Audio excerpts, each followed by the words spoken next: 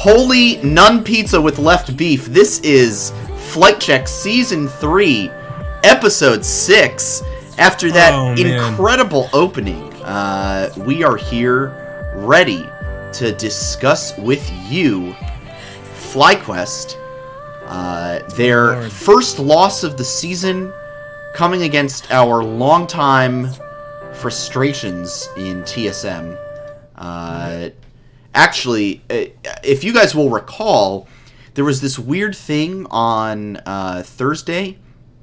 You know, the LCS broadcast was like, hey, FlyQuest and TSM, they're just not going to play. And that was weird. You know? Yeah, that was a little odd. I didn't understand that. It was, it was whatever, not typical for how things usually go. But, you know, it was understandable. I heard there were latency issues, so they just decided, you know, we'll call the game another day. Yeah, you know, there's just no need to, you know, play the game when latency issues are causing such problems amongst the players, amongst the computers, things like that. And I'm sure TSM was feeling a little down after that loss to CLG, who was doing terribly the weeks before, too. I mean, like, their mental was just absolutely shot. Riot just was like, you know what? Y'all have had a rough couple of years, even. You just take the day off. Absolutely. FlyQuest was going to beat you anyway. We'll reschedule it. Don't worry about it. Exactly. Yeah. Well, you know, my name as always is Sandy Toes, and to my left in his proper place, and to my extra left in his proper place are my fellow hosts Noxwar and Curly Double Q. Gentlemen, Super Week has come and gone. Some great games from this weekend. Some great games in the Challengers League as well. We'll be sure to talk about that. Fly Challengers versus Wildcard Game 2. Dude, my poor freaking heart. Which was a banger from start to finish. And lots more to discuss. Ayla back in LA, so plenty to discuss there. How are you guys feeling? 8-1.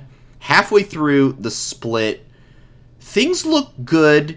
I have a couple cracks in the armor that I've noticed, but in both the TSM game and the CLG game, I would say. But so far, right now, I feel pretty good about things. Curly, how are you feeling about 8-1 and best team in the league after we get halfway through the season? Honestly, we're cruising. Things are fine. Yeah. Yeah. You take a stumble here or there, like it's not a clean road to the top, and you gotta look out for the people, you know, down at your feet. It's true. It's true. Sometimes. Yeah. Nox, how about you? I mean, it's completely normal to get like chinks in your armor, right? Stuff gets busted up. You're playing all these teams. You're gonna get pushed, and you're gonna get knocked down every now and then, right? And so. It is what it is. It's part of the process of going through things. You take your licks and you give them as well. And so this just happened to be the one time we took a lick. It happens. Yeah. And if anything, and we'll go more into depth to do it, I thought it was a very good loss at that, as a matter of fact. It wasn't us making multiple unforced errors, not to say that there weren't, but it was TSM playing legitimately well. So hopefully we learn from that and we'll carry on from there. Yeah, no, totally agree. I think we are in a great position already halfway through the season. You could argue, I mean, we're basically, if historical trends hold, we probably just need to win one more game, maybe a second, in order to qualify for playoffs. I mean, technically, right now, as long as we win like 5 more games, we'd be there. So go 5-4 in the second half of the split. Not what we would want, but hey, it would get us into playoffs. I mean, that's really all you need, is something like that. So with that, I think it is time though to check in around the league. Curly, I'm going to go to you first. For sure. Standout story for you from Super Week, and from that point, I guess, maybe for this first half of the split overall, what has been some of the more surprising or interesting storylines for you? I'd say for Super Week, the biggest thing is the flop of 100 Thieves and the rise of Golden Guardians. Because, 100 Thieves going completely winless, and on the flip side, Golden Guardians going completely lossless, which I'd say are pretty unexpected for both rosters. So this Super Week really turning into some great content and interesting shifts in the standing that's such. Like, if you looked at the rosters at the beginning of this year and told me that Golden Guardians would have a game up on 100 Thieves in the standings, I'd be like, no. I would simply say, you are telling me falsehoods. Like, you know how everyone gave me a look when I put 100 Thieves 6th place last year? Right. Well, I guess I was just a year ahead, because that's where they're sitting right now. But yeah, so it's interesting to me because, like, 100 Thieves had kind of earned my respect. I admittedly am very hard on Doublelift and Bjergsen. Not Bjergsen as much, but definitely Doublelift. I do think he's overhyped as a GOAT. But then he was, showing some good strengths, and then the whole team just kind of seemed to implode this week. But Golden Guardians, I'm not as surprised as I should be with how the last week went, because they had, like, the first 3 weeks leading up to the Super Week, I'd say they actually had some really solid matches, and they even gave us a tough time. So, like, I think they are the dark horse of the split, if not TSM, because they definitely, I think, are doing more with a unexpected roster than other people probably would be able to. Like, an Arrow making some good moves over there. Yeah, he's running a tight ship. So, mad respect to the Golden Guardians, and to my friends over at 100 Talk Pod, I wish you the best. I hope things get better. I want you to stay alive well enough so we can kick your ass in playoffs. Indeed. Great thoughts. Knox, how about you? What's your standout storylines from the season and from Super Week? I was going to say, personally, Team Liquid 0-3. I was like, come on, guys. You got to get one there. For an all-Korean speaking roster with the mentality that they've been touting about how we're going to be working harder than anyone else and all this stuff, it's just like, what a fall from grace, right? Yeah. It is not pretty. Along with that, I would say, just because it's my power rankings, right? And we'll get more into that here in a little bit, but CLG with the bounce back, 2-1, only loss being to FlyQuest, which is nothing to be ashamed about. Technically, very technically, but I'm gonna take it. I put CLG above 100 Thieves, and technically they're both 4-5. However, CLG has one win over 100 Thieves, therefore they are above 100 Thieves in the ranking, just like how I had them. So everything is going perfectly according to plan. Just don't look at anything else in my power rankings. Yeah, I would agree. I think for me, Curly, you kind of stole mine already, but Golden Guardians, 5-4, looking way better. They had the 3-0 Super Week after the 2-0 Week 3. So, like, if you look at the trajectory of this team, so Week 1, they've got their Challengers sub-mid laner, Young, in. Gory comes in for Week 2, but he's literally been there for, like, probably less than a week, right? Or about a week, so not a lot of time. We beat them, and then they lose to TL. Then they start picking up... After that, they start playing the easier teams. That being CLG, Immortals, TSM, Dignitas, and 100 Thieves. And 100 Thieves now falling after their 4-game loss streak to 4-5. Golden Guardians, all of their wins have come against people under them in the standings.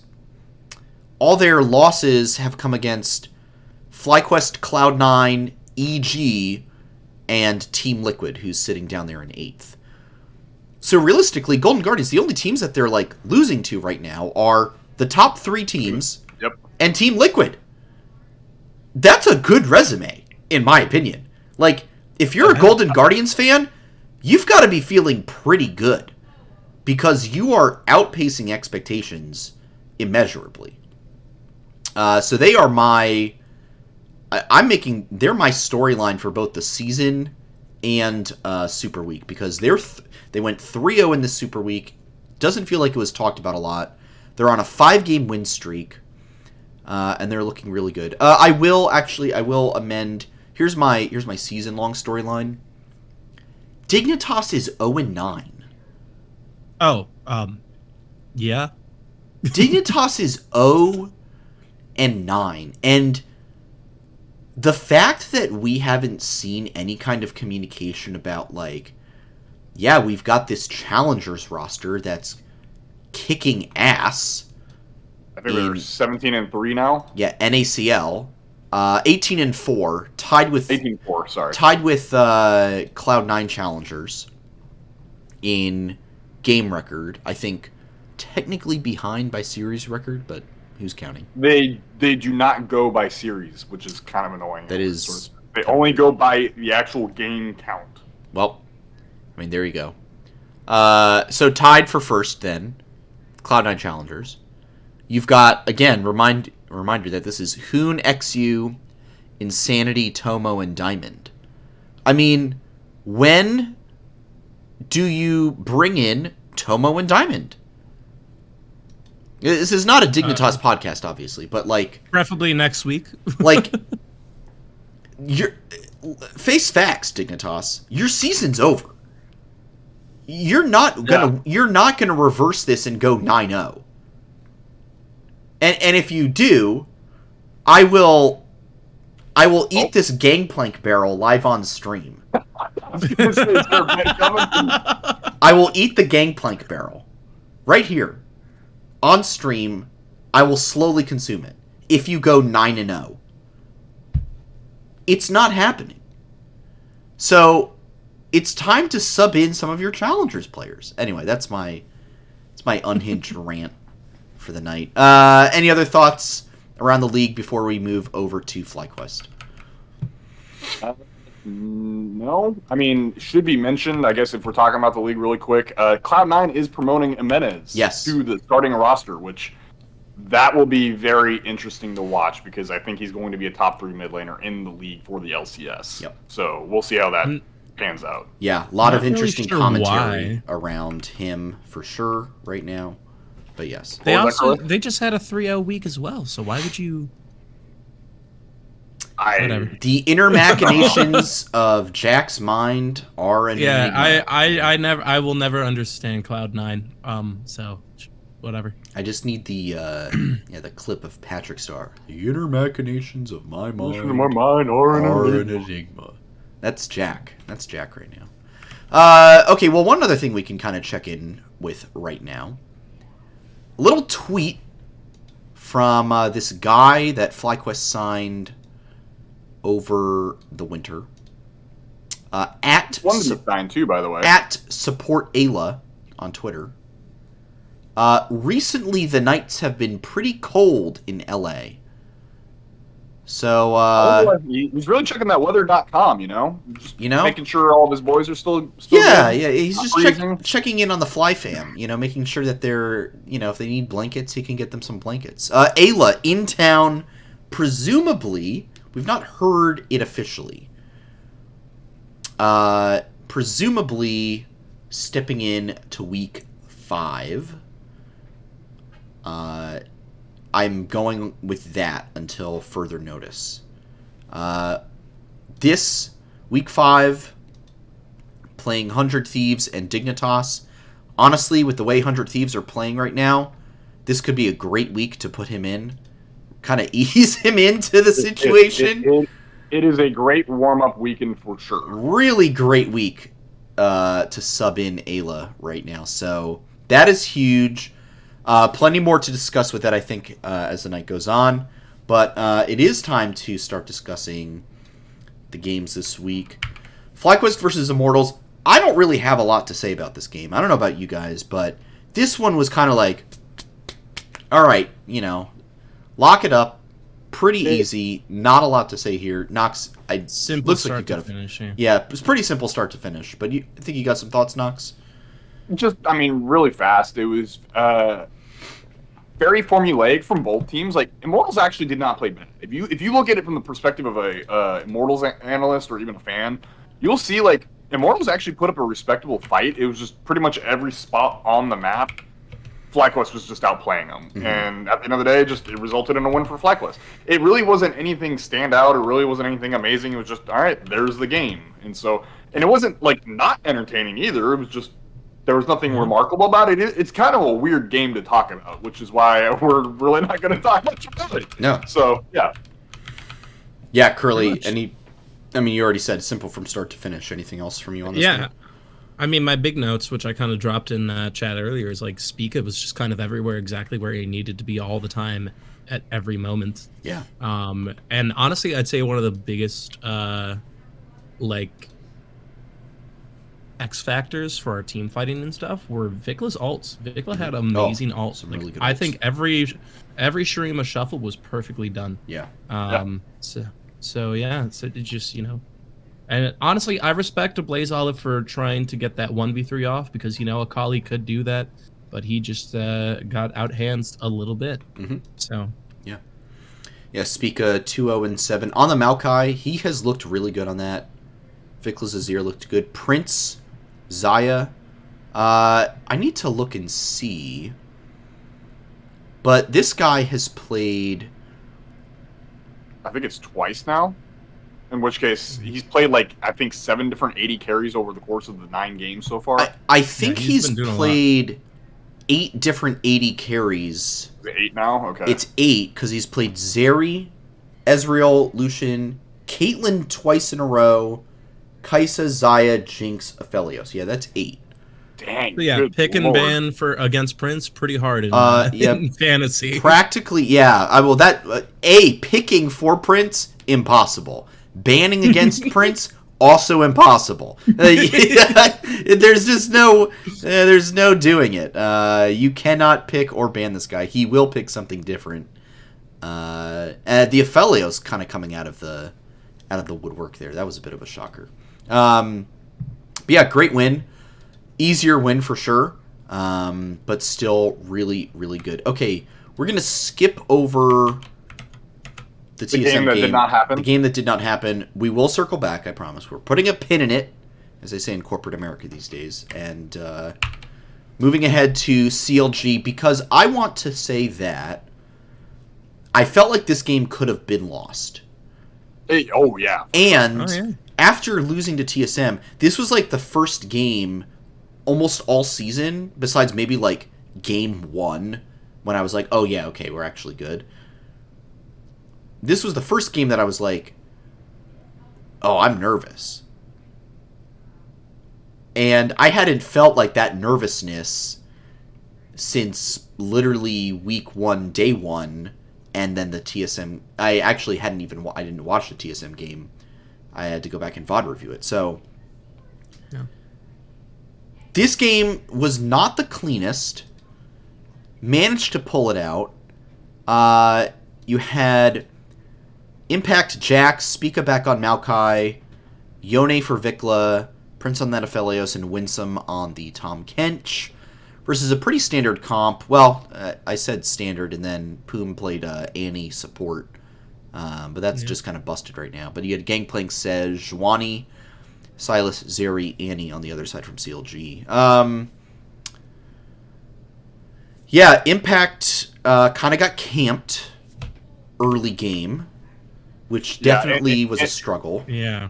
Impact messed up the lane once. Yeah. And then Contracts came in for the return gank and pretty much just ended his game right there on the spot. And it was just a hard struggle back in.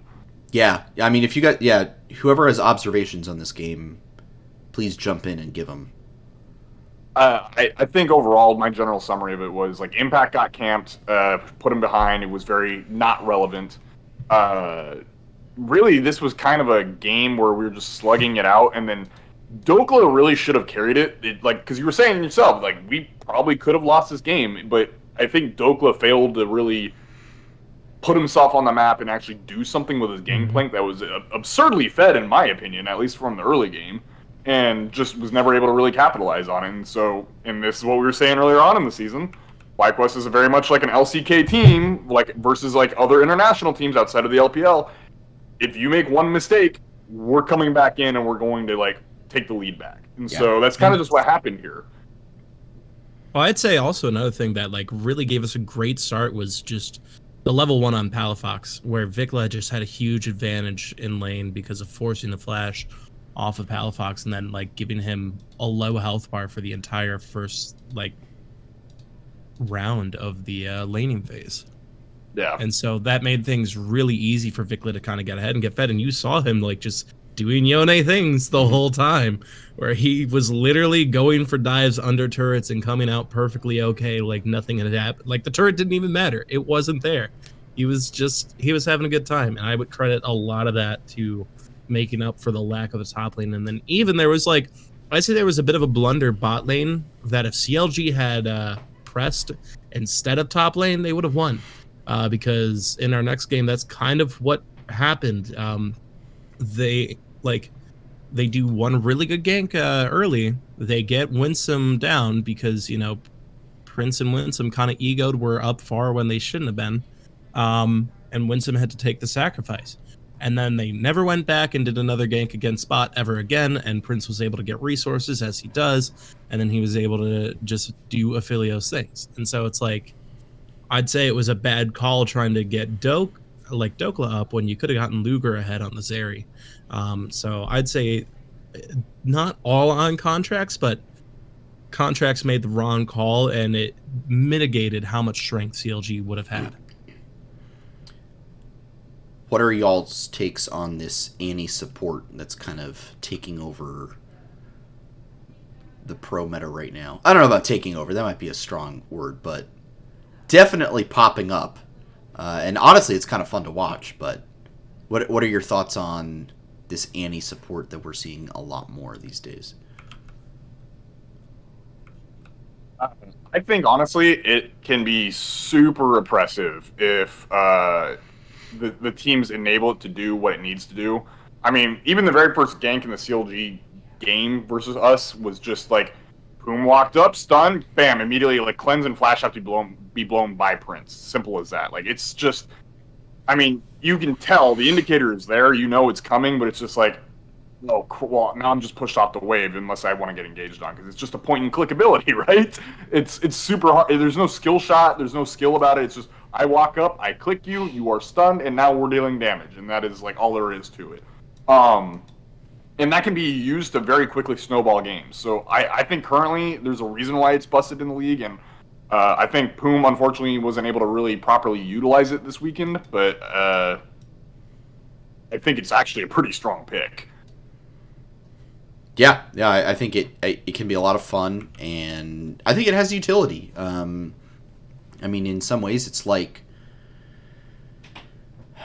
it kind of reminds me of Karma almost, except without the shield, shielding your teammates, because you do have the self shield. No, it does shield other teammates. Just oh, one, it does. It's not like nearby. Right, and you team. can't like, it's not a point and click shield either.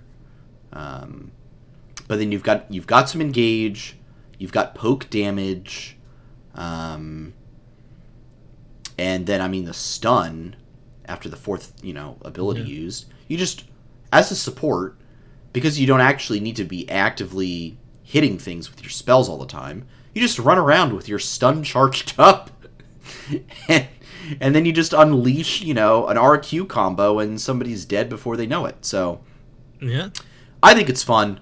And I'm looking forward to more of it. Hopefully Poom continues to play it, just maybe not against FlyQuest. Okay, final thoughts on CLG before we tackle the elephant in the room. Ugh, we'll get to it. I don't think I really have anything else. Cool.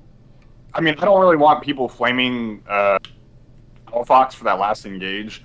I think that's actually a sick engage if it lands, but I don't think people really notice. But Vikla just does the ever so tiniest little E to the side and just barely jukes the ultimate from Palafox, and then it's just, he's dead. Yeah. Like, I think honestly, if Palafox hits that ultimate, I think Bickla's dead, or I forget if he has GA at the time or not, but he's at very minimum in GA, and that is a very winnable fight for CLG at that point. So I remember seeing everyone in the post-match thread threaming him. I was like, I don't know. I think he hits that. Like, that's a game-winning play for CLG. Yeah.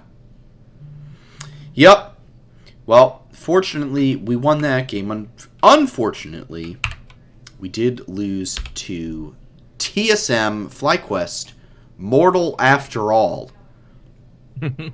Turns out they can lose, ladies and gentlemen. It is possible. Yep. And you know what? It was facilitated by two things. The Jace pick, which has been horrendous in North America so far. And also, let's be honest, TSM Jat. This guy gets on to cast. Of course it's a TSM game. Of course it's, an underdog moment for them. And, they go ahead and win. So, honestly, my blame lies with Jat. Oh, my goodness. So, that's the frustration, clearly. Yeah, tough game. So you had Scion, Maokai, Jace, Jinx, and Thresh versus the Cho'Gath. Always fun to see a Cho'Gath. Cho'Gath, Vi, Talia. Maple's been prolific on that lately. Varus and Rakan. And I liked the Jinx Thresh, and I thought there were moments where it felt like Prince was an auto or two away from hitting those resets and absolutely taking over some of these team fights. So, again, like the CLG game, I do feel like this one could have gone our way. However, Winsome for me just was not it in this matchup. 2-7-5 on the Thresh. Got caught out a couple times. And, just very unfortunate. The Jace can't do anything into that Cho'Gath. The Jinx basically just tickles it eventually. And they've got so much engage on the side of TSM. The Vi, the Talia, literally every champ they have except maybe the Cho'Gath has some form of engage. And tough to fight into that, in my opinion. Curly, where did it all go wrong for FlyQuest this game, in your opinion? Curly, here's a hint. Oh, he's frozen. Oh, is he actually? He is actually frozen. Nox! Okay, well, here's my answer. It's the R2 pick. Why the hell are you picking Jace in this meta right now? Yeah. Oh my, okay, so just to give some context to this, I know there are some situations where Jace is pickable. Mm-hmm. He is never pickable in the first 3 picks, though. It is not possible. I'm sorry. Teams, stop doing it. It is not okay. It absolutely triggers me to be looking at the screenshot that I have put in our Discord right now, in our thread, and I look at our bans on both sides. There is no Azir ban, and the only AP magic damage that we have going for us is Maokai, who is building Demonic Embrace, and that's about it. It's not a lot of AP damage. Imagine Azir is here. Yeah. Azir would be golden here. Long range, can do shuffles in, can sit there and hit from the back as well if needed. It is just, there's so much versatility to it. And it's just so frustrating to see, we'll go for the Jace.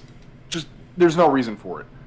Outside of that, though, the main reason we lost, I just think Maple, Boogie, and Chime played out of their freaking minds. They played to their level and above FlyQuest level, and that is what got TSM the dub. Nothing but praise for those 3. They freaking killed it. And we can go more into it here in a second if you want. Yeah. Curly, back with us now. Your thoughts on where things went wrong?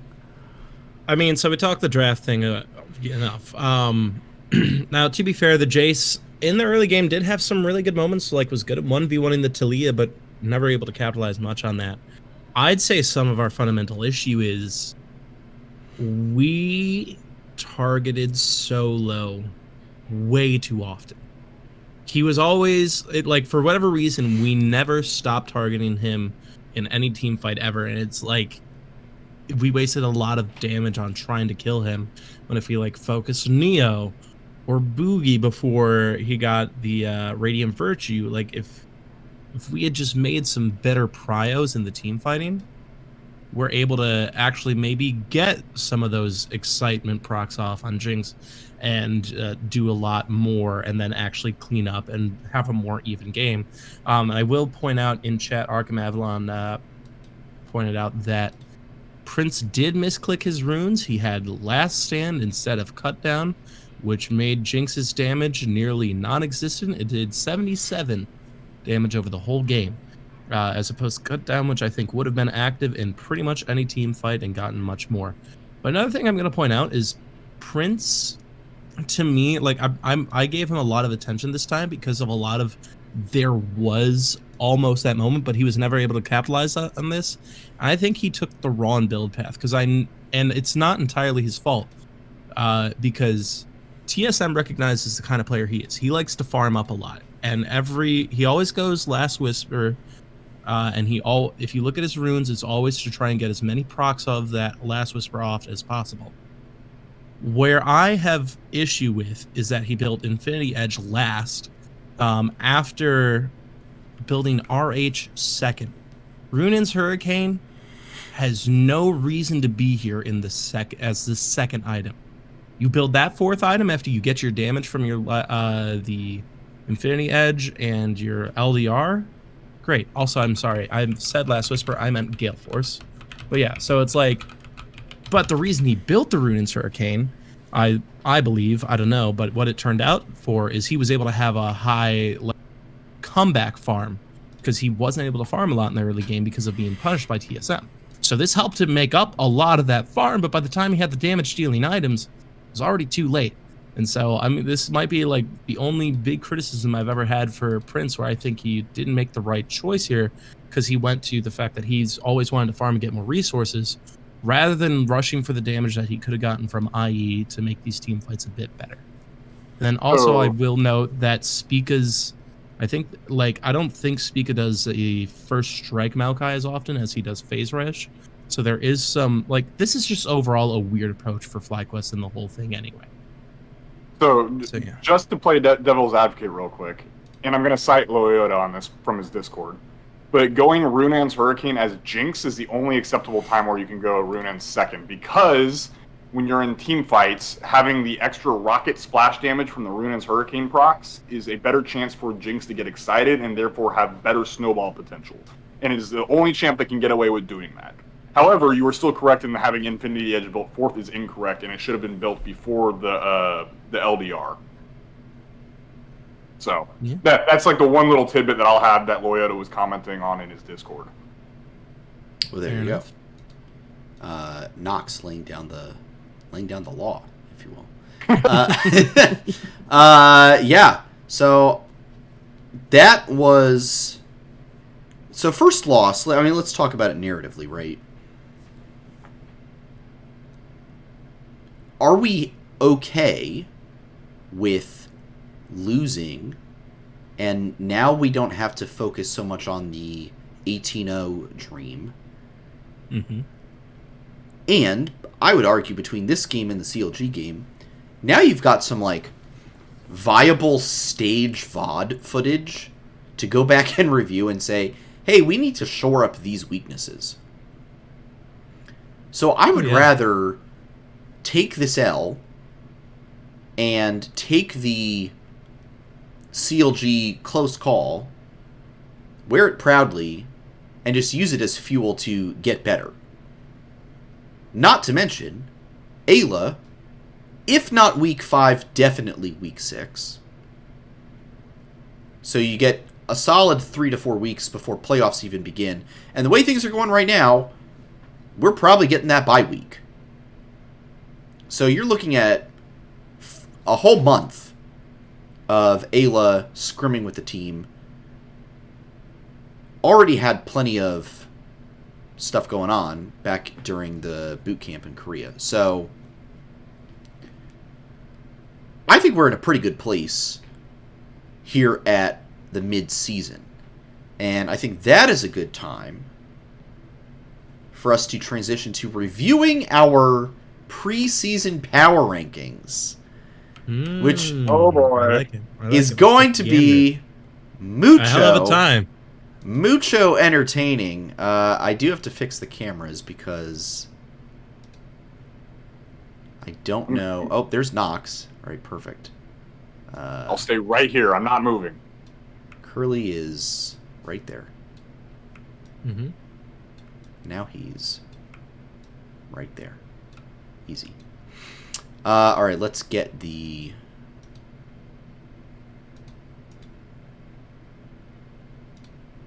Excel sheet up. You can see my tweet deck instead of Excel just doesn't. Did you know that Mike Milanov was able to cop at Kith X ABC? He was actually. Two favorite brands collabing for Great. Monday program. Honestly, the nicest people work here. It's unbelievable. Really great for him. All right, there we go. That's last week's predictions. Let's move things over a little bit. Fly. I would love to see what the master spreadsheet looks like for all. Oh, of it's a mess. It's a huge mess. All right, there we go. That was our preseason predictions. Mm-hmm. So far. So I'd like to apologize to FlyQuest for doubting. And I think we do need. But your TL ranking, Sandy? Oh, God. Man. I just saw that. It looks bad, doesn't it? All right, we also need. No, that looks pretty bad. Oh no. Hang on, let me snag what the current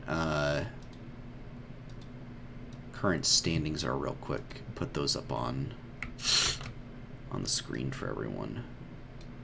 So, in general, me and Curly both have the top 3 spot on, basically.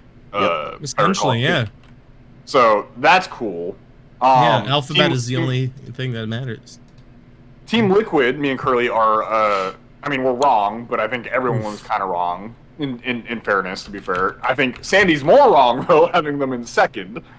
Let's see. You had 100 Thieves in 5th. I was bragging earlier that I had them in 6th, and I'm technically right as it stands currently right now. So I'll take that technicality. Mm-hmm. Same for me. I have CLG in 5th, so that's all good there. All of us having Dignitas in 7th is a choice. A choice. I mean, so I'm going to give ourselves some credit here, right? We were all predicting they're not going to be as good as we're expecting them to be, right? Yeah, but you see Santorin Jensen.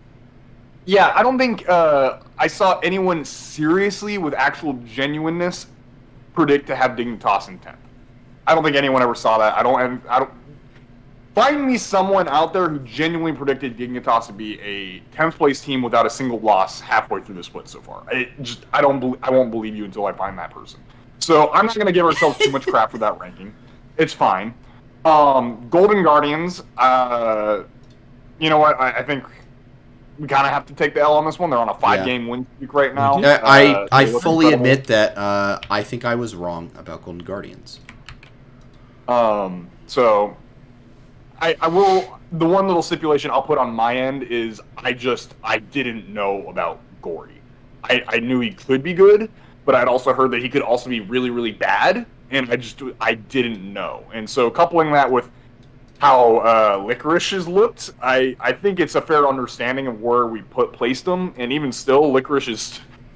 Let's be honest here. That team's kind of playing 4v5 the whole time, right?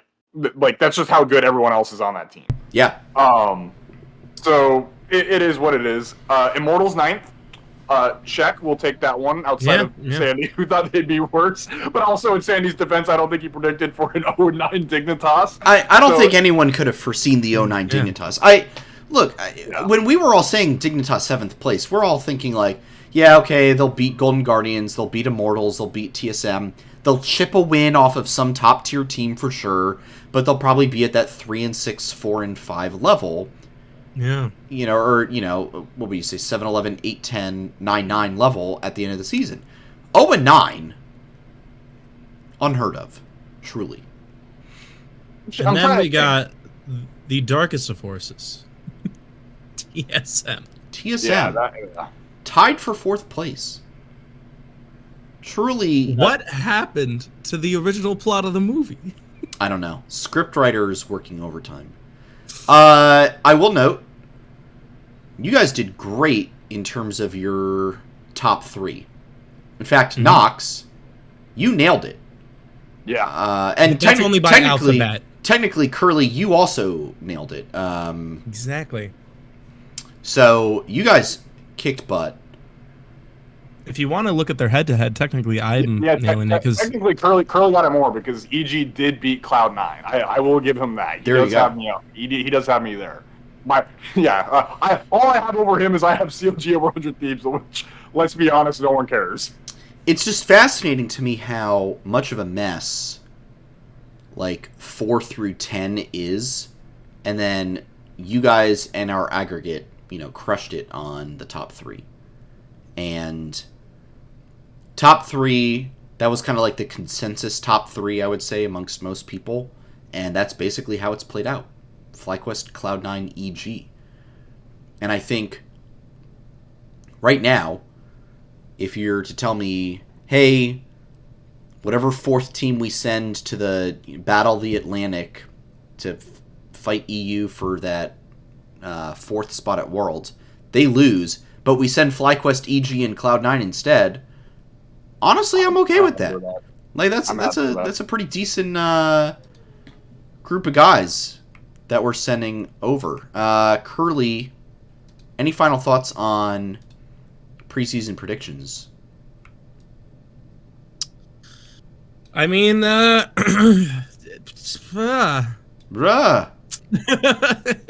I think, honestly, we would have nailed this if we just switched Team Liquid and Golden Guardians. I mean, you're actually correct. Yeah. So really. If we give TSM more credit. Yeah, and give TSM a little bit more credit. But other than that, I feel like this looks pretty good. I feel like we actually had an okay... I mean, granted, watch, it's just going to completely blow up. Absolutely. I don't know what's going to happen. But at least going into the halfway point, like, I don't think these were bad power rankings. I think we were all pretty spot on. Yeah. You know what else I have to say about this is being wrong makes the LCS more exciting. Because if it goes how you think it's going to go... kind of boring. Yes, it's fun, but it's like, all right. It's nice to have narratives. Sandwich again. And narratives and storylines that you weren't expecting are always good. So note to self, in future seasons, predict as wrong as I can so I get more enjoyment out of it. Exactly. That is the takeaway. We will never top you saying ADG can never win World. It's true. So, yeah. All right. Those were our preseason predictions. We're not going to make mid-season predictions because no need. We all know how it's going to end. These season predictions were for the whole season. Exactly. This was a check-in. This was the check-in, and who knows? Things could get real wild. TSM could drop all the way to 10th. It's certainly possible. All right. This could all shuffle back the other way. It could. All right. It is time, though. We are going to take a look at our what are they called? Predictions for this week. Predictions for week 5.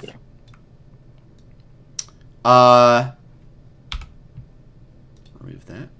Get out of studio mode. Boom. There we go. So here we are. It's week 5. 100 Thieves on Thursday. Dignitas on Friday. Let's go ahead and get the Dignitas game out of the way. 6 o'clock on Friday. How do you guys feel about that one? They play EG the day before. Dignitas is staring down the 0-11. Nox, I don't want you to predict if FlyQuest is going to win over Dig. I want you, and Curly, I want you too. Will Dignitas win a game? This week? Yes. This Not week? This week. No. They are not winning this week. They're going to 0-11. This amp, this Dignitas amp, it goes to 11. It's unfortunate that that's a Spinal Tap reference, you know. Yeah. You know, this young Zoomer crowd of people, they're not gonna get it. But the Dignitas amp goes to 0-11. In my opinion, Curly, do you have any rebuttals to that? Curly, where do you think, if they get their first win, when is it happening? So, Immortals. they play Immortals week 6. All right. Then next week. All right. There it is. That's heard like it here their first. own, or Team Liquid. Honestly, I think Those we should stop predicting FlyQuest matches, and we should start predicting Dignitas matches. Okay, I feel like you're gonna jinx us at some point, Sandy. I don't want to do this anymore. Oh, But yeah, no, man. Fly wins this week for sure. Oh yeah, completely agree. Knox, I'm assuming you're in agreement there. Yes, I am going to go with a 2-0, and I can go into it if you want. Well, I think we all know why we're going to beat Dignitas. It's because they are bad, and we are good. But let's talk about, why do you think we will beat 100 Thieves? That's the one I'm more curious about. We did beat them last time, and it was pretty good, pretty convincing, I would say. Not quite a stomp, but definitely not close either. Do you think it's going to be more of the same, or do you think 100 Thieves has learned some lessons from their skid over the last few weeks? I think what's probably going to end up happening is Closer is going to have probably a good early game again. He's actually, if you check Closer's stats in terms of the early game, they've actually been very, very good.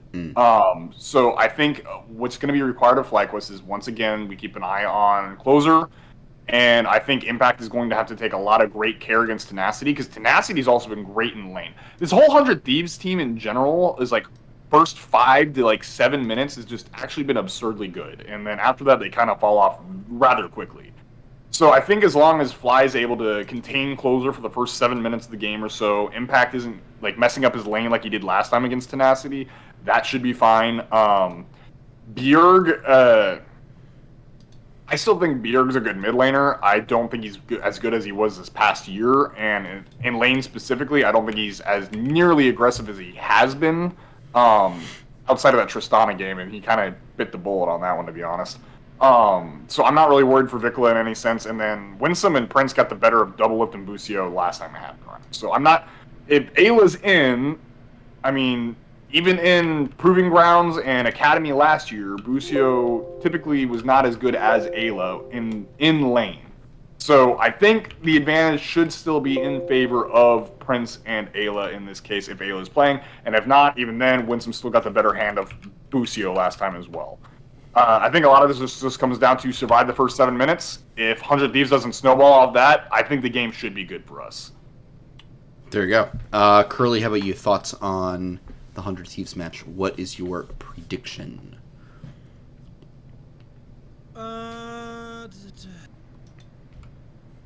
It's a bit tough, really, because when we show the mortality we did last week, I'm definitely a bit less confident predicting against a team like 100 Thieves, because on paper, I really do think they should be better than they are performing. That being said, I still do think we're absolutely going to kick their ass, because Grandpa Double Lift just doesn't stand a chance. There you go. If we want to refer to last week too, if we just pick Caitlyn, he'll just have a really bad time. Because you're not wrong. Yeah, my thoughts here is the expectation should be some wins. We should really dominate Dignitas. It should not be a close one. I wouldn't be surprised to see 100 Thieves come out with a fire lit under them. This is their first chance for redemption. I still think I'm predicting us because we should win this game, right? But I think there is a real chance that 100 Thieves uses the lessons learned off of Super Week to really go back into the workshop and figure things out. They better, for their sake, otherwise they're going to wind up 4-6 with 8 games to play, and that is not a position you want to be in. But this should be a FlyQuest win again. So that's week 5. 100 Thieves on Thursday. That starts at 5 o'clock. Again, the 5 o'clock game. We have... Okay. I think we had our last late night, or I say night, late day game this past week with Dignitas. FlyQuest does not play... FlyQuest does not play at 8 or 9 o'clock for the rest of the season. That's crazy. So, the next 3 Thursdays, we play the 5 o'clock game. The Wednesday of Super Week, we play the first game, the 6 o'clock game. And then, that's technically also the 5 o'clock game because that's just, because of daylight savings, right? Also in Super Week, we play the other games. We play the second game of the day. It's just like always the first couple games of the day. It's just like, all right, if you miss it, you miss it. So that's 5 o'clock on Thursday for 100 Thieves, 6 o'clock on Friday for Dignitas. All right, time to chat about Fly Challengers. Coming back to the main show. I like how we don't even really want to talk about FLYFAM anymore. I mean, we can. It's just what is there to say? They are 1-19. The one note. Update, though. Say that again.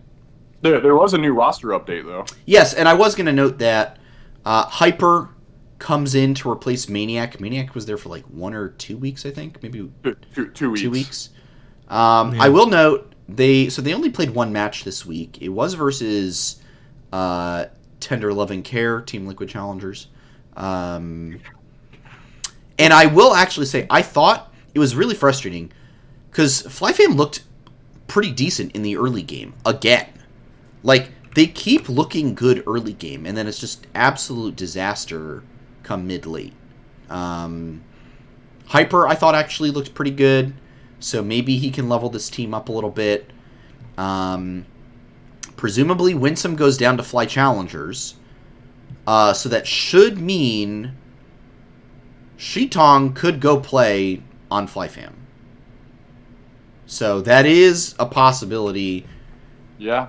I don't know if that's what you would want to do, but it is there. Masu in LA. Let's go! On that tournament realm ping. Finally off of the 120 ping that he was on. So that is pretty huge. So that's where things are. Fly Challengers has had a really rough last few weeks. So looking at it, they have gone in week 4. They went 0-4 against EG Challengers and Dig Challengers. And then they go 0-2 against Cincinnati Fear, lose the first game to Wildcard Gaming, then win the second one, to go 1-7 in the last 2 weeks. And they go all the way from 10-4 and top 5 to an even 11-11 and sitting in 9th place. Nox, when I watched their games against Cincinnati Fear and Wildcard Gaming, from this past weekend, they looked so discombobulated. Engages weren't synced. Timing was not there. Felt like everyone was just kind of doing their own thing. In your opinion, what has caused this, as I've noted in the topic line, this fall from grace for Fly Challengers these last couple weeks? I mean, part of it was definitely the strength of schedule, right? Because you said Dignitas Challengers, who's tied for first currently. You had EG Challengers, who I don't think is that highly ranked, but I know that roster is extremely good and very difficult to be up against. Cincinnati Fear is the second best provisional team currently, behind Wildcard, who we also played. Sorry if y'all hear that. There's a dumpster outside my currently being rolled around. But basically, like, the strength of schedule was very hard, right? But that's not an excuse. Like, there should have been at least a game or two more taken than what was given, right? It going 0-6 into 0-7 and then 1-7 is just, if you want to be considered an elite challenger squad, you can't be going on a 7-game loss streak. That's just not okay. Reasons for why this is happening as well, along with that, I'm just shooting in the dark here, but I mean, I wouldn't surprise me if the guys are kind of laying back and relaxing a little bit, knowing that Masu's on the way and is actually willing to physically join the team in LA soon. And so there's just kind of like, it is what it is. When he's here, we'll like actually hit the grindstone again and really hit it hard. I mean, part of that is it's middle of the season, and towards the end of the season, you're going to start ramping up again for playoffs, and then that's when you're going to really try hard again, right? Another possibility there. But at the end of the day, all I can come up with is kind of these crappy little excuses. I don't know why they're underperforming. There's no good excuse for going 0-7. There's just not. And so hopefully, as we're getting into the back half of the season, actually even further along with that, I think it's like the back quarter of the season at this point. Yeah. Hopefully the guys kind of rev it back up again and maybe can secure a little bit better seeding going into playoffs, and they'll look a lot better, especially with Masu actually being there with them. Yeah, I mean, for Fly Challengers, I believe they have 8 games left, 4 matchups. They have 100 Challengers, TL Challengers, Golden Garden Challengers, and Immortals Challengers. So you've got very middle of the pack teams. Yeah, except maybe for 100 Thieves Challengers. They're the best one they're going to play. But everyone else, yeah, kind of all around them, especially like Immortals and Golden Guardians and Team Liquid. So opportunities to get better seeding than just, maybe make that like top 5, top 4 and try to play one of the provisional teams. Nox, I don't know this. I was thinking about this earlier. The provisional teams that get sent to the relegation tournament, is that determined by how they place in the spring playoffs? It's playoffs. It's not regular season. So theoretically, FLYFAM could go on a tear.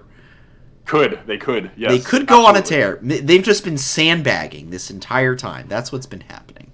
Which is part of the reason why, I mean, even outside of just FlyFam, like, because we're not the only ones who've had roster moves. TL First has had a roster change. Yeah. CLG Faith has had roster changes. Yep. Like, these orgs are actually desperately trying to do something to make sure that their teams aren't in the relegation zone, basically. Yeah. They're going to actually try and make a last-second run. Well, right now, FlyFam is lining up to play either Cloud9 Challengers or Dignitas Challengers, and you don't want to play either of those teams. You just for what it's worth, I think playoffs is exactly the same as Proving Grounds, and it is double elimination still. So well, there you go. Still, if you can make that lower bracket run and you can outdo the other provisional teams that may or may not get knocked down there, you have a chance. So if you take this, if you get your 5% chance and then get your 10% chance, and then after that get another series of 5 to 10% chances. What you're telling me is that there is a chance. There's also a cat on your screen right now. Honestly, the odds are not good. Curly. Yes. Disappointing, obviously, from Fly Challengers in these last 2 weeks. Overall, more disappointing to see the real devastation going on with FlyFam. How do you, like, let's say you're the FlyFam coach right now, right? You're Brandini, which makes sense. You are a top laner, so it tracks. I've been playing ADC all season. Well, that you In a previous life, you were a top laner. Much like Brandini in a previous life was a top laner. How do you approach motivating these guys when things just seem so difficult? Like, what's the approach here? I mean, it depends. Because the first thing I would assess from this is I think culture makes a team more than hands do. And so I'd see if there's any cultural, like in team culture, if there's any clashes that need to be ironed out. Because actually that's something I kind of experienced with my internship on my, like at my university's esports, is the directors told me about some of the like teammate issues that are occurring with people and that they're holding themselves back with something like that. So I'm not saying that that is what's going on, but like that is the first thing I would attack before anything else, because my firm belief is that I trust Loyota's scouting, I trust Nick's scouting, like I trust the way FlyQuest runs things and recruits things for the purposes they do it. So there is a reason these players are here, and some like cog in the machine, they fit there for some reason. And so it's a matter of getting them to express their function on the team. So that's how I'd approach it first. Now, if team culture's all right and they are just getting gapped every time, it's like, all right, this point in the season, we've probably nitpicked every bad thing that we can do. Let's look at what our strengths are. Or let's look at, what if we just have a whole different approach? What if we just mess around and find out? Like, because if you are 1-19, right? Yep. So if you are 1-19, back against the wall, you got just about nothing to lose. You can do the craziest things. You can do things that people wouldn't expect, and you can start playing like the mind games to get them back. And so I think what I would try to do is like first just make sure that team culture is all right, that everyone has trust in each other, and then use that trust to try and make our gameplay more interesting. Be like, all right, you know what? Things suck right now. But we are not out. We still have a chance. We can pretend this part didn't matter. It's like how everyone says, spring split doesn't matter. We hash back and we go back up, and we like try to focus on our strengths, because we've probably talked our weaknesses to death. We don't need to worry about that as much. Let's focus on how we can express our strengths. That is what I would do to motivate them. No, I think that's great. Yeah, at some point you have to play to your outs, and you have to be able to say, hey, we're good at these things, so we're going to double down on doing the things that we're good at. So like, look, if FlyFam is good at early game, then play early game. Draft early game comps, steamroll in the early game, and use that to get to victory.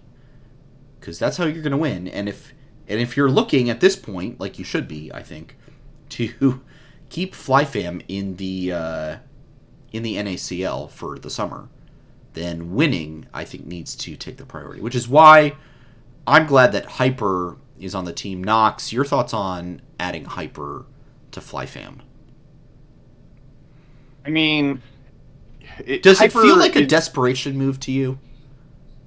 No, I think it's just a better fit. I think Maniac is someone who's still extremely young and honestly probably should have been on an actual genuine amateur team down in Tier 3 competing for these OQs. Yeah. And so I think basically what it is, it's not a desperation move. It's just a move that is going to secure a better chance. Well, I guess you could call it desperation. I don't like the negative connotation behind it, I guess. Yeah. I just think Hyper is probably a better fit for the team. He's very experienced. He was in the academy for the past couple years on TSM. He's played with Instinct before, so there's a little bit of synergy there. Yeah, and I think he also, because he was originally playing for Supernova for OQs earlier this year too, right, and he looked really, really good with that team. And so I think overall, in general, you can call it desperation, especially when you're 1-19. I think it's fair to call it that. I do think it's a good move, though. I think he's a very experienced jungler, and he's hopefully something that's going to be like kind of a bit of a glue standpoint for this team, and actually hopefully get the guys to gel a bit more together. Will it be enough? I'm kind of leaning towards no, but Yeah. maybe hopefully I'm proven wrong, and in these last 8 games they can maybe pick up another win or two and go into the playoffs feeling a little better about themselves. And there's no way that they're going to be able to beat Cloud9 challengers and take challengers. It's just not going to happen. No, But yeah. who knows? Maybe they can make it a little bit small of a lower bracket run, and maybe if they're extremely lucky, Fear or Wild Card get really unlucky and run into some bad teams and get knocked out, and they can squeak a top 2 out of provisional teams. Is it likely? No, but I think at this point what I'm really just hoping for is they get some momentum going. Yeah. These guys need it. No, completely agree. I think momentum is the most important thing that they can have right now, and hopefully they'll pick up some of that. All right, last thing, and we do have to talk about Fantasy LCS really quick. I'd like to make an announcement. I finally have won a game. I did beat TMB this week. Huge win. I'm now tied for... Actually, I'm not even tied. I am tied for 7th over Road Roller. Actually, I think I'm ahead of him, technically. You are. I'm in 7th place, ahead of Road Roller. The champions have fallen. And that feels pretty good. There is still a way for me to get into the playoffs. Let's be real here. So, it's not over. Curly and I go up against each other this week. I've already put my picks and bans in, bro. Good for you. I will do it probably on Thursday. So, we'll see. Right before the game start. Right before the game start. Knox, you made a trade this week. Technically, I don't know if you can... You can't, like, really trade in Fantasy LCS, but I made it happen with the power of being the commissioner. You traded with Ricebox. You gave him Bjergsen. Or no, you took Bjergsen. No. I gave him Bjerg. You gave him Bjergsen. I gave him for Diplex / really probably going to be Jimenez.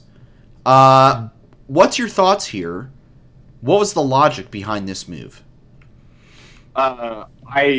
At the end of the day, Cloud9 is a better team than 100 Thieves. Mm-hmm. We can all agree on that point, yes? Yep. Which means, theoretically, the players on that team should be, on average, getting more points than anyone on 100 Thieves. So I think even if there's toxicity issues or whatever it may be, if Diplex comes back in, I still think, on average, Diplex is going to have more games where his team is winning, and therefore he's winning, and therefore he's getting more points. Yeah.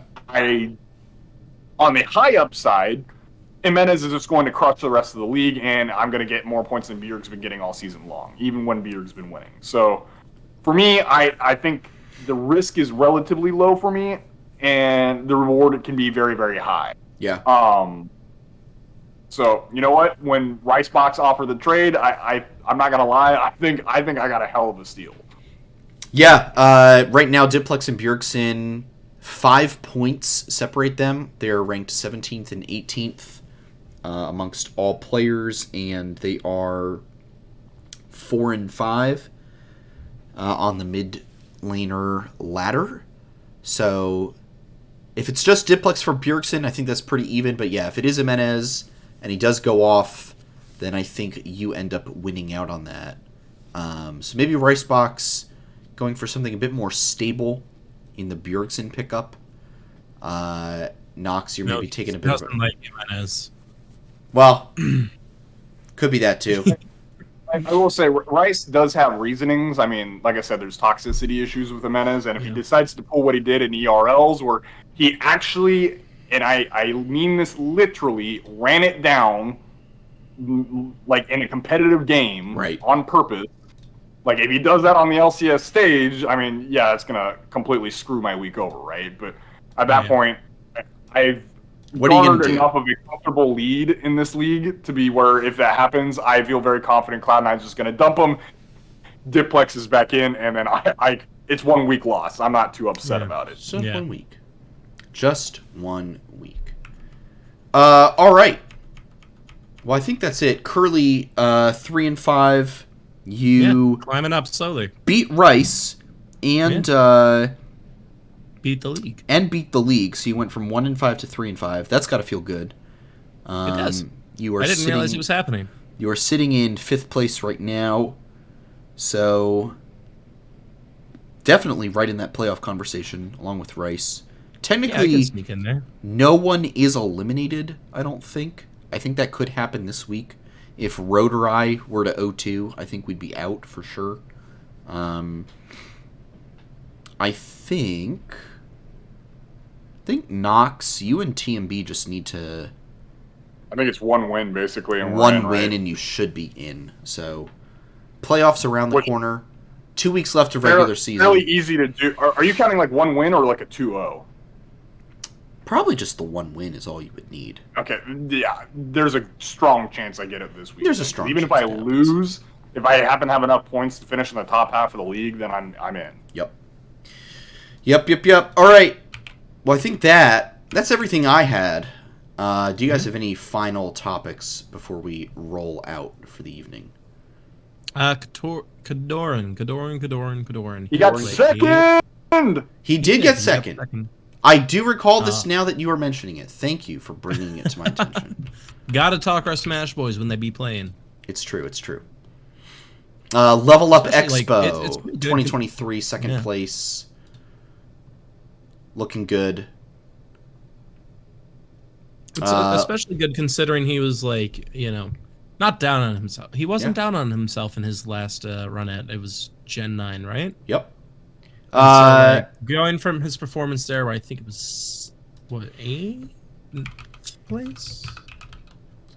Hang on, I'm pulling up the bracket. So I know he beat Hungry Box to make it to grand finals. Oh, they had a Really? rock, paper, scissors event. That's pretty sick. Get in there, Curly. Yeah, I know, right? That's my Start brushing stuff. up on your melee. That's me, dude. that is I pretty literally this weekend had a whole, I only lost 2 matches at Saturday, at the bar on Saturday. I went a whole, was it 6-game win streak? This is my shit. I love rock, paper, scissors, and I will have a positive record against everyone I know until I don't. But I will. The only fly staffer to ever beat me, if I remember correctly, is former CEO, Dota Genius, good old Michael. Yep. Actually, I believe also Tricky beat me. I think he beat me. Nice. Yeah. Oh, and Shot, so never mind. Well, all right. I mean, just keep naming people. And then, Less and less impressive here, Curly. yeah. Everyone else I've met at FlyQuest, though, has you need lost. less names in this one. Yeah, I do want to. Really cool thing here is that you lost to Hungry Box in winter semis. He ran it back all the way to losers finals, 3-2'd Hungry Box. So great, great mental. That's huge. Beating Hungry Box, a lot of points won there in the hearts and minds of the faithful. And then obviously got 3-0'd in the grand final, but still big second place for him, and always great to see. All right, I do think that is finally it. Knox, do you have anything? I'm gonna go with no. Cool. All right. Well, in that case, Oh, actually, you can have some special content if you listen on Apple Podcasts or Spotify, because there was a flub at the beginning. Oh, of the yeah, show, yeah, and yeah. Listen to us panic to each other. Yeah, So if you're watching on YouTube, sorry, you're out of luck. Listen elsewhere. if you watch the YouTube VOD, you won't hear anything that was said in the minute or so that we were muted, and I was just saying things and getting the stream ready. But if you are listening to that, thank you, everyone, for tuning into this episode of Flight Check. Week 5 coming up. 100 Thieves on Thursday, Dignitas Friday, banger week of games incoming, so be sure to follow the show, as well as all of us, on Twitter for all of our reactions and thoughts. You can catch the show at Flight Check Crew, myself at Santos DB, Knox at NoxWar with 2 R's, and Curly at Curly_QQ_. Make sure to hop into the Flight Check Discord as well, where all kinds of esports discussion and otherwise takes place. If you missed any part of this episode, the VOD will be up on YouTube tonight or tomorrow morning, and we will get the audio with the full Easter eggs, galore. Sometime tomorrow or Wednesday. If you are watching or listening to those and would like to catch the show live, we broadcast the episode usually every Monday night, usually at 8 p.m. Eastern Time, right here at twitch.tv/FlightCheckCrew. Curly, you were out last week, so Yes, going to give it to you. Any final notes, shout-outs, or plugs before we call it a night? Honestly, shout out to FlyQuest for not letting one loss get in the way of their domination of the league. Mm-hmm. I'm really proud of the guys, and then also just shout out to LCS. While the time is awkward, I do think this year of broadcasting has felt a lot more entertaining and a bit more because there's more variety. It's a bit more chill. So I feel like the LCS experiment is working, and I'm hoping that they'll develop it more for the summer split after MSI. But that's a couple months away, so we'll worry about that then. And then also just shout out to you guys for picking up the slack while I was away. And actually, one more thing, because it dropped last week while I wasn't here to be on the show and talk about it. But shout out to FLYC, the artist who made the emoji versions of us that you see at the start of the show, and that will hopefully be put on the Twitch channel when I remind Sandy to put them on the Twitch channel. Yes. Which is what I'm doing them now. So yeah, shout out to those LOL-inspired emojis. They look really awesome. I'm really happy with all of them, especially I just like mine's referencing the Gwen piece emote, which is the best thing ever. Oh yeah. So yeah. There you Good go. times. Perfect. Love it. Knox, how about you? Anything to say? I would just say I need a new washer. That's all you need to know. That's all he needs to know. I'm gonna lost in laundry. I'm gonna close this out. Actually, true. Ooh, yeah, There's a huge pile of clothes over here that I have not been able to do. Yikes! Hate to see it. I'm gonna close this out with a joke. And here's the joke. Are you guys ready? Oh Yeah. boy. All right. So I decided the other day that I am going to write a book about all the things I should have done with my time, and I'm going to call it my autobiography. That's the show, everybody. We'll be back next week to discuss Week 5 of LCS. Curly has left the show completely out of frame. He's quit. So for now, stay safe out there. Don't forget to hit the head on the nail. And we'll see you all very, very soon. Adios, everybody. Have a good one, guys. Peace, y'all.